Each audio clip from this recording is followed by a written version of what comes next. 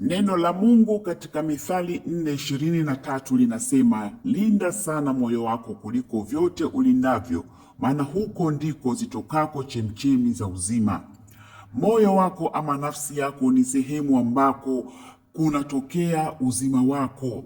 Kwa hiyo unaporuhusu vitu vichafu, vitu vibaya viingie kwenye nafsi yako kupitia hii milango ambayo ni milango ya kuingiza vitu ndani yako, basi unajiharibu wewe mwenyewe.